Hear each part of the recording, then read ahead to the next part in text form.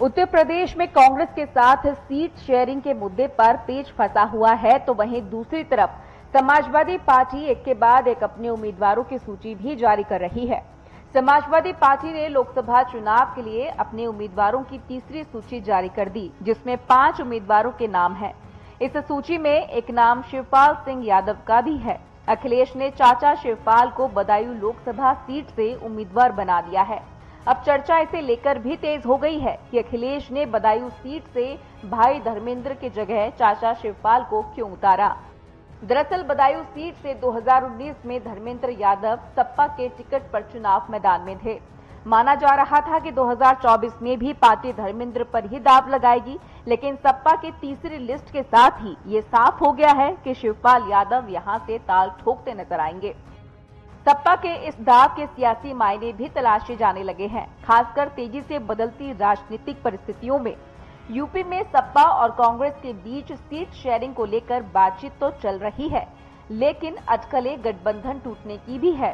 स्वामी प्रसाद मौर्य ने भी सपा से किनारा कर लिया है। चुनावी साल में तेजी से बनते बिगड़ते समीकरणों के बीच बदायूं से शिवपाल की उम्मीदवारी के पीछे क्या स्वामी से अदावत वजह है? शिवपाल को बदायूं से उतारे जाने के बाद चर्चाएं 2 तरह की जा रही है। कोई इसे चाचा को किनारे लगाने की रणनीति बता रहा है, तो कोई खोया गढ़ हर हाल में पाने के लिए सबसे मजबूत चेहरों में से एक को आगे करने की। यूपी में पिछले कुछ दिनों में जिस तरह से सियासी समीकरण बदले हैं, उसने सपा को अलर्ट मोड में ला दिया है। पश्चिमी यूपी में पहले जयंत चौधरी ने झटका दिया, तो फिर स्वामी प्रसाद मौर्य भी बाय बाय बोल गए। सपा के प्रमुख मुस्लिम फेस में से एक सलीम शेरवानी भी पार्टी छोड़ चुके हैं। ऐसे में सपा ने अब एक एक सीट के समीकरण पर फोकस कर दिया है। कांग्रेस के साथ एक दिन पहले जिस तरह सीट शेयरिंग को लेकर बातचीत टूटने की खबर आई, अगर ऐसा हुआ कि दोनों दल अलग अलग लड़ते हैं, तो बदायूं से धर्मेंद्र की राह मुश्किल हो सकती थी। 2019 चुनाव के आंकड़े इसी तरह इशारा कर रहे हैं। 2019 में बीजेपी ने स्वामी प्रसाद मौर्य की बेटी संघमित्रा को बदायूं से उम्मीदवार बनाया था।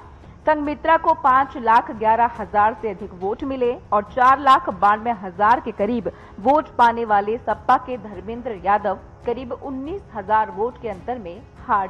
संघमित्रा को 5,11,000 से अधिक वोट मिले और 4,92,000 के करीब वोट पाने वाले सपा के धर्मेंद्र यादव करीब 19,000 वोट के अंतर से चुनाव हार गए। धर्मेंद्र और संघमित्रा के चुनावी फाइट को त्रिकोणीय बनाने में कांग्रेस ने भी कोई कोर कसर नहीं छोड़ी थी। कांग्रेस के सलीम इकबाल शेरवानी तीसरे स्थान पर रहे और उन्हें 51,000 वोट मिले थे।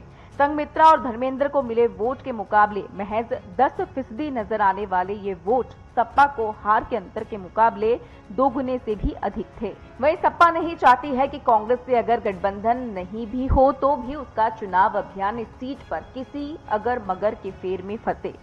एक पहलू ये भी है कि स्वामी का सपा में रहना बदायूं की सिटिंग सांसद संघमित्रा को असहज करता रहा।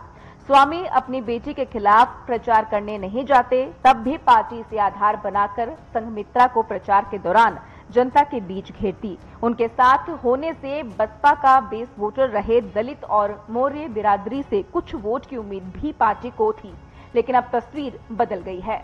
बदलते हालात में सपा ने बदायूं में साइकिल दौड़ने की जिम्मेदारी पार्टी के सबसे बड़े चेहरों में से एक शिवपाल यादव को सौंप दी है।